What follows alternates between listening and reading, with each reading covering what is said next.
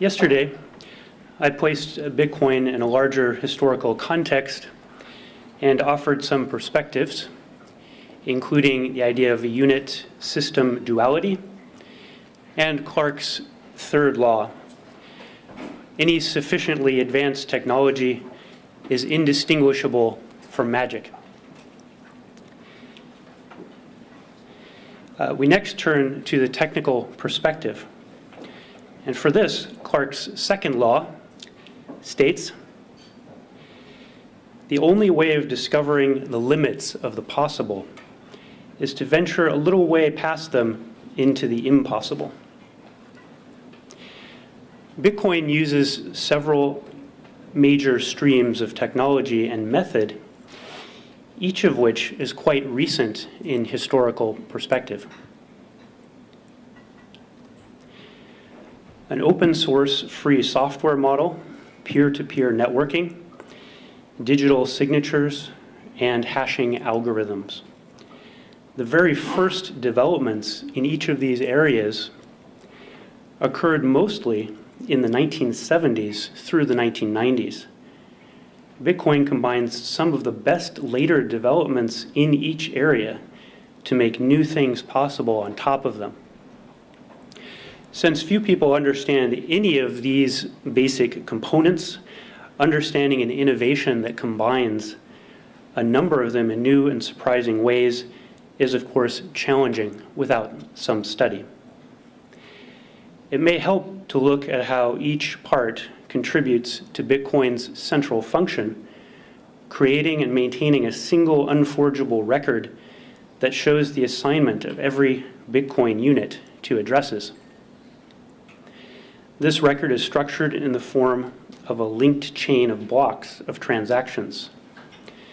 The Bitcoin protocol, network, and all of its parts maintain and update this blockchain in a way that anyone can verify.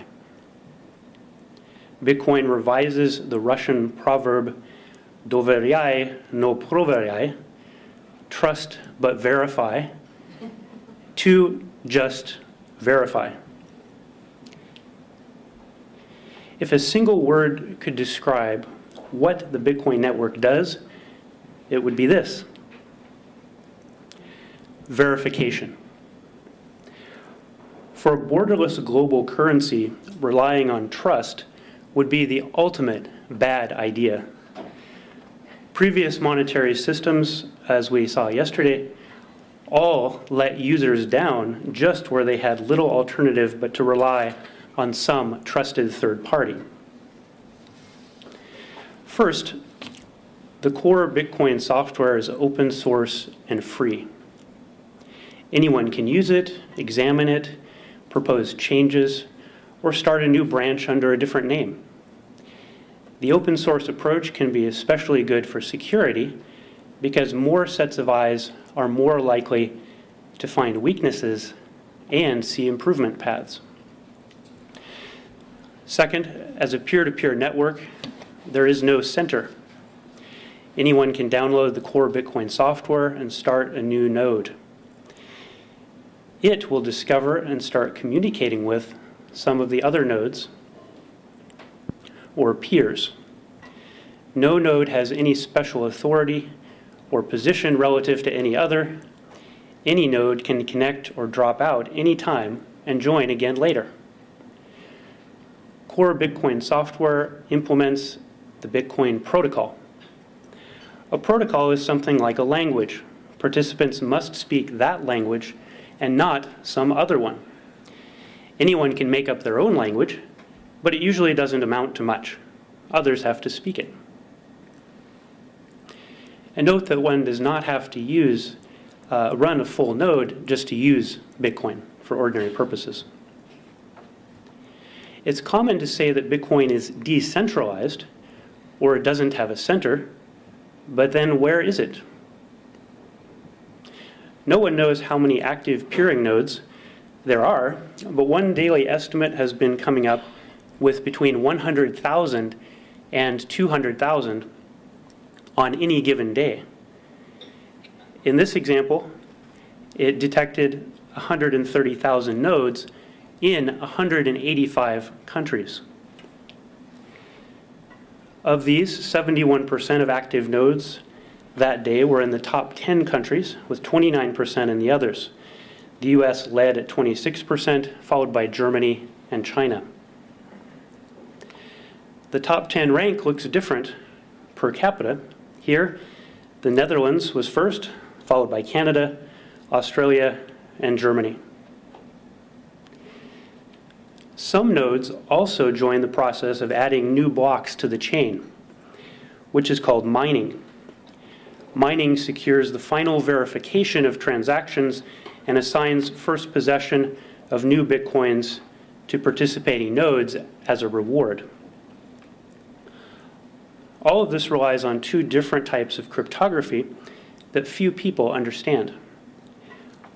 Both are counterintuitive in what they make possible, so I will focus on giving a sense of each one. When most people hear cryptography, they think of keeping data private and secure through encryption. File encryption can be used to help secure individual Bitcoin wallet files, as it can for any other files. Encryption may also be used for communication among users about their transactions, as with any other kind of secure communication. However, all of this is peripheral. Nothing inside the core Bitcoin protocol and network is encrypted. Instead, two quite different types of cryptography are used. They are not for keeping secrets, but for making sure the truth is being told. Bitcoin is a robust global system of truth verification. Now, that could be a genuine reason for governments to get nervous. Bitcoin is the opposite of the memory hole from George Orwell's 1984. It is the remembering chain. The first type of cryptography is used to create a message digest, or informally, a hash. Bitcoin uses hashing at many different levels. The second type is used to create and verify digital signatures. This uses pairs of signing keys and verification keys. Now we can see what is really in a Bitcoin wallet. Bitcoin wallets do not contain any Bitcoins. The critics will be happy with that. Wallets only contain pairs of keys and addresses. Wallet software searches the blockchain for references to the addresses it contains and uses all the related transaction history there to arrive at a live balance to show the user. The seemingly magical things I described yesterday that one can do with Bitcoin result from the fact that the user only deals with keys while the actual Bitcoin units exist within the blockchain record itself, not in wallets.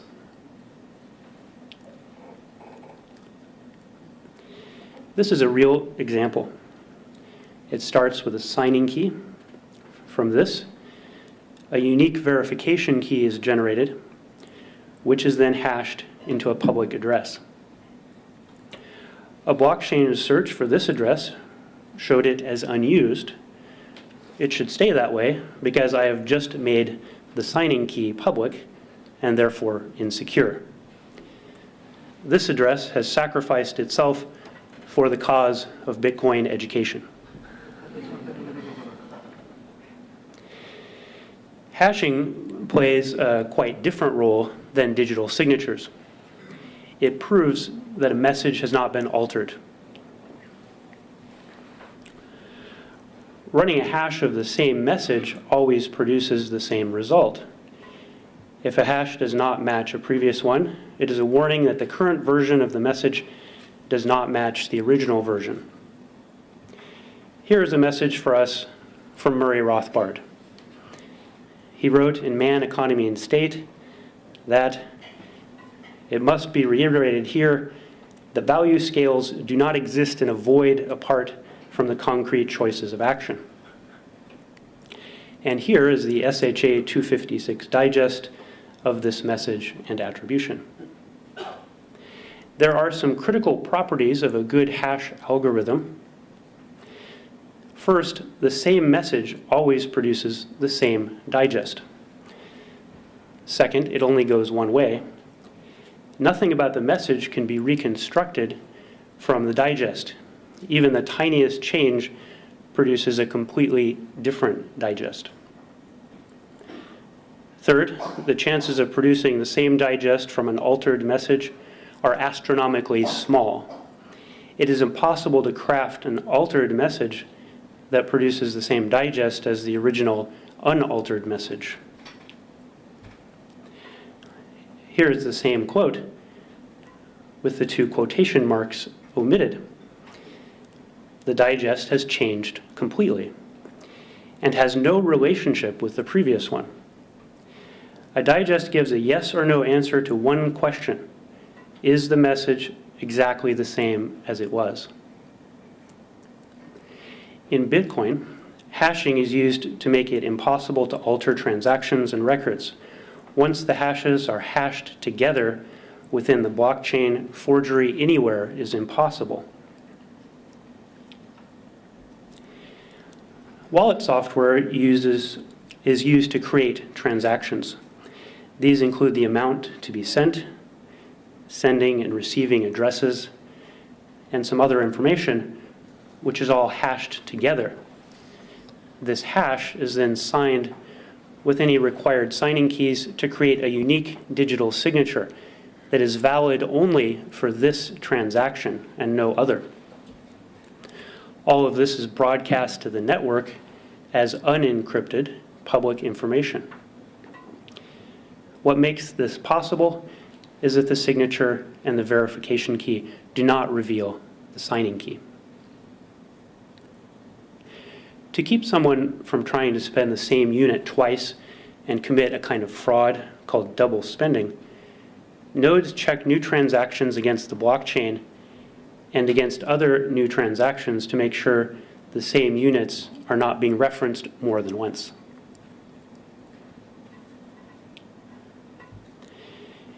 Each miner collects valid new transactions and incorporates them into a candidate in the competition to become the next block on the chain. Each miner hashes all the transactions together. This produces a single hash that makes the records of every other transaction interdependent. Trying to understand more about mining is too much for right now, but note here that it is hash functions that Bitcoin mining and proof of work are built on. Mining not only verifies and records new transactions, but assigns the control of all first appropriations of new Bitcoins to specific miners in proportion to their contribution of processing power to the network on average over time. Bitcoin is already the most powerful distributed computing network on Earth by a large margin. Block rewards and transaction fees from mining help promote the production and maintenance of this entire network in a decentralized way. The network is designed to be voluntarily self-financed by participants from the very beginning, indefinitely into the future. So this was a quick look at a few of the key technical elements in Bitcoin. Hashing algorithms and digital signatures are counterintuitive and relatively new inventions. But knowing what they make possible is essential for even beginning to understand how Bitcoin actually works. These and each of Bitcoin's major elements contribute in some way to the central themes of verification, unforgeable record keeping, and fraud prevention. This sounds about as far from a Ponzi scheme as it is possible to get. In part 3, we switch perspectives again to view individual Bitcoin units as tradable monetary objects. And this brings us at last to Clarke's first law. When a distinguished but elderly scientist states that something is possible, he is almost certainly right. When he states that something is impossible, he is very probably wrong. A number of economists and investment advisors have dismissed Bitcoin, most likely without first gaining much technical understanding. Some have invoked the teachings of the Austrian school, such as Mises's regression theorem of money and the frequent use of the word commodity in the monetary writings of Carl Menger, Murray Rothbard, and others. I can sympathize with this. In the old story, precious metals were good, fixed-rate money substitutes were okay, and fiat money was bad. Now comes Bitcoin, not fitting anywhere. It has no physical substance, so it's not a commodity money. It does not substitute at a fixed rate for any other physical substance, so it's not a money substitute.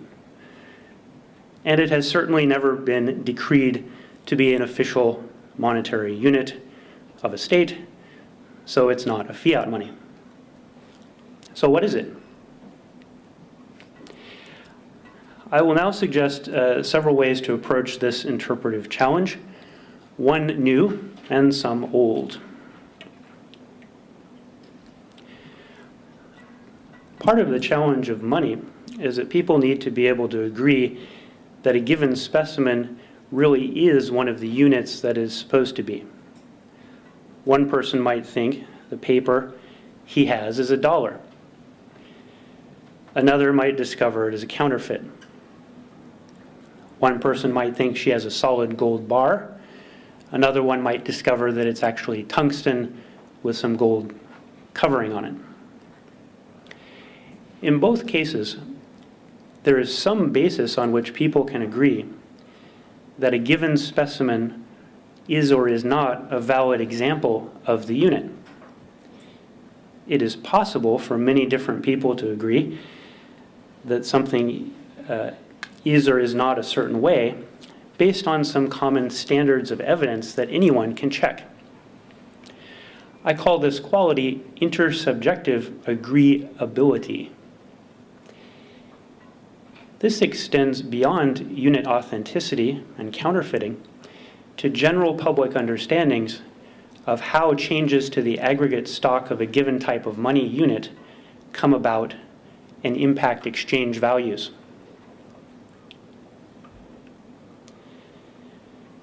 With precious metal coins, such understandings were based on fields such as metallurgy, coinage, and testing methods. These worked to make counterfeiting individual coins and debasing all such coins harder to hide. The same goes for fiat money, but in a different way. Here we understand that counterfeiters will be prosecuted and that central bank committees control the aggregate production of new units based on their legislated authority. Bitcoin accomplishes the same social functions in an entirely new way. What was done with chemistry and metallurgy, and later with legislative power and threats, is now done with an open source protocol for a peer-to-peer network engaged in cryptographic verification using proof of work. That is, the technical pieces I talked about in part 2. Compared to previous methods, Bitcoin appears to have overcome the problem of counterfeiting almost entirely. And it defeats the threat of arbitrary inflation by specifying the aggregate stock of units within the definition of what kind of unit a Bitcoin is, a 21 millionth of the total possible theoretical stock of all Bitcoin. The use of the word commodity in Austrian monetary theory has been invoked against the theoretical legitimacy of Bitcoin. But were the Austrian greats using this word mainly to specify goods that were tangible as opposed to intangible? Or was tangibility just an incidental aspect of the examples they had in mind? I argue that it was more of the latter. One point to consider is that Carl Menger's 1892 paper on the origins of money cited commodity markets, such as for cotton and grain, as examples to explain his concept of relative saleability. With most goods, he explained, buyers and sellers are in quite different positions. At one extreme, if one wants to buy a special instrument, one can just go to a specialty store and buy it. But to turn around and sell it again right away is much harder. Even if one can sell it at all, the price will probably have to be much lower. In a commodity market, the relative positions of buyers and sellers are much more equal. Compared to shopping for non-commodity items, one can either buy or sell at the current market price just as well. In this sense, Menger explained, money is the most saleable good of all. Its price against other goods tends to be either the same or very similar, whether one is buying or selling. His concept of relative saleability was central to his account of the market evolution of media of exchange, and then money out of commonly traded commodities. He wrote, with the extension of traffic in space, and with the expansion over ever longer intervals of time, and provision for satisfying material needs, each individual would learn from his own economic interests to take good heed that he bartered his less saleable goods for those special commodities which displayed, beside the attraction of being highly saleable in the particular locality, a wide range of salableness in both time and place. These wares would be qualified by their costliness, which I think means value per weight, easy transportability, and fitness for preservation or durability. To ensure to the possessor a power not only here and now, but as nearly as possible unlimited in time and space generally over all other market goods. That sounds to me a little like Bitcoin. But this was written nearly 120 years before. Now that's good science fiction.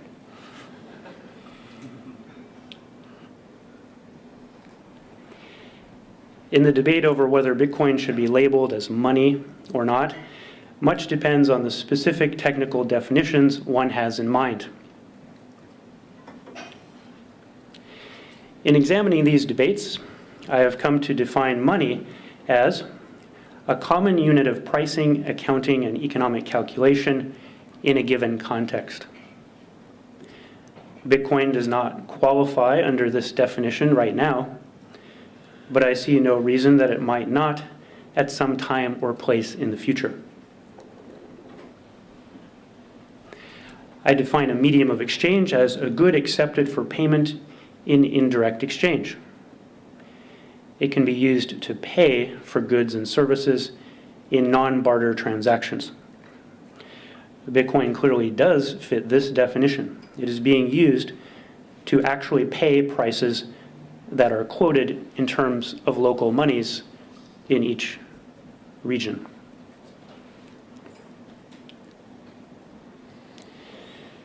The regression theorem makes a series of claims about the process by which a good on the market comes to be a medium of exchange and later money. I believe a popular interpretation of it includes several layers of misunderstanding and unwarranted assumption. However, Mises, as is typical for him, seems to have cleared up all of these misconceptions in one part of one sentence in Human Action, if not one word. The regression theorem states that no good can be employed for the function of a medium of exchange which, at the very beginning of its use for this purpose, did not have exchange value on account of other employments. Can be used, not should be used. And what it means to be used as a medium of exchange is specific: to facilitate indirect exchange, that is, non-barter transactions. Any medium of exchange must have had exchange value for some other purpose at the beginning, or it could never have been traded in this way to begin with by definition. It is not a statement of should, but of logical possibility. This does not have to be true now or within the value judgments of later observers. It only had to be true then and for the people actually involved. In addition, this is not even a historical claim, but an implication of the meaning of concepts. It does not say, this happened at this time and that place.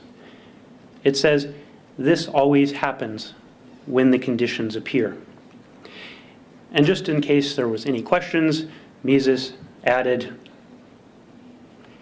it must happen this way. Nobody can ever succeed in constructing a hypothetical case in which things were to occur in a different way. Well, Mises and Menger clearly did have the examples of metallic monies in mind as they wrote. Those were the best available examples at the time. However, this does not imply that new examples of the same principles could never arise in the entire course of the future. Tangibility was not the theoretical point of the examples. In the Misesian method, this does leave an empirical question to be addressed about Bitcoin. What was it valued for before it was taken up as a medium of exchange? In 2009, it was a technical experiment with no monetary uses. Bitcoin units existed within this experiment and were used as part of it. Some participants were even crazy enough to think that the system might actually take off one day, and they collected Bitcoins just in case. 2010 saw the first clear patterns of buying and selling Bitcoin for money. But buying and selling Bitcoin is not the same as using it to purchase goods and services. Bitcoin was still being used in a pattern of indirect exchange, not being used in a pattern of indirect exchange. Not until 2011 is there clear historical evidence along a number of lines of a pattern in which Bitcoin was being used to purchase goods and services. Such use has continued to expand to this day. This shows a 2-year period with no pattern of medium of exchange use, but during which Bitcoin was being, quote, valued for other employments. Bitcoin may therefore be the best documented historical illustration of the origins aspect of the regression theorem.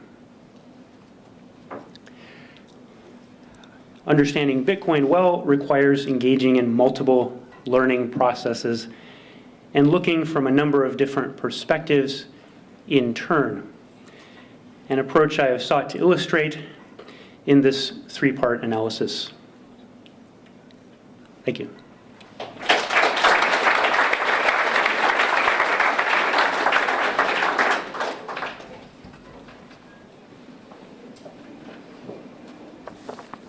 All right. We have time for the microphone to come on and have some questions. Jeff? Konrad, I appreciate what you just did, which is a little bit mind-blowing in some way. But I wonder, I think it's a plausible account of the regression theorem, and I sort of believe you, but why do you think it's necessary to say it? I mean, I understand that you can make sense of the regression theorem in light of the history of Bitcoin, but why is it necessary? What is the regression theorem?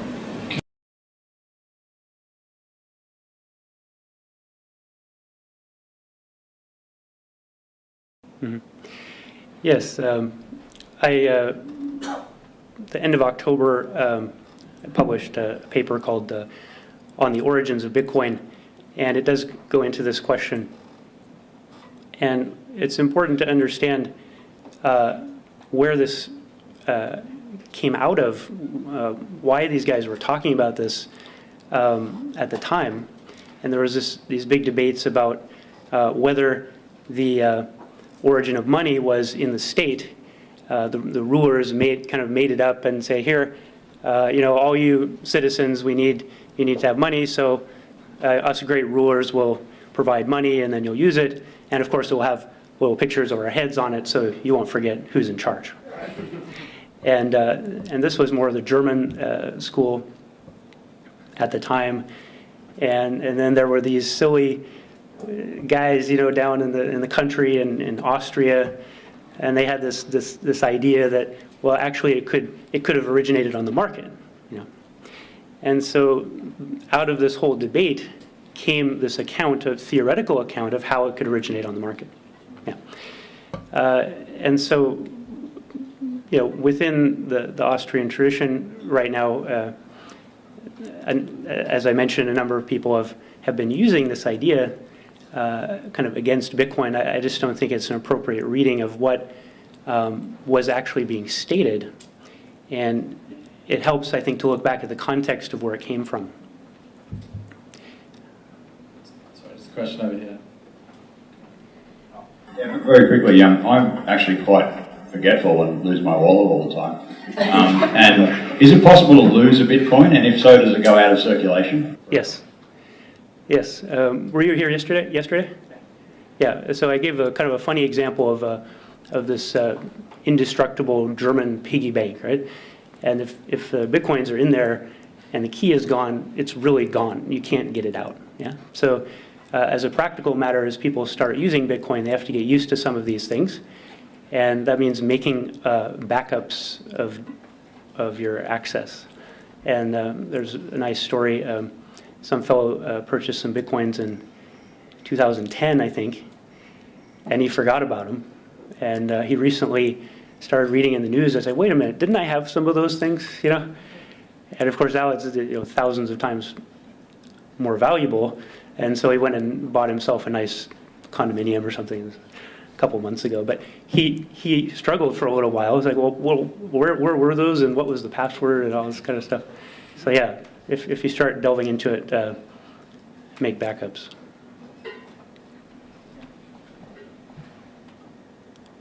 Thanks for the talk. It was quite interesting.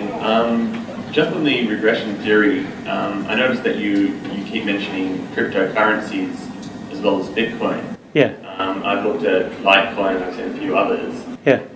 Does that mean that if you use Litecoin, which as far as I know did not have use apart from as a exchange, as a money, as a medium of exchange, that is to say, does that mean that they cannot be compatible with the regression theory, and only Bitcoin can be? Well, Litecoin, as far as I understand right now, I don't think it's really being used in that way yet. So it's still I might be wrong, but it's still in the experimental phase where people have created it and they're mining it, and some people think that it might take off next to Bitcoin, and I have some doubts about that. So I think for another cryptocurrency to really take off, actually being used in a monetary role, it would have to really provide something that Bitcoin doesn't, and I haven't seen anything like that yet. So, thanks for the talk. It's very interesting. I'm somewhat undecided about Bitcoin.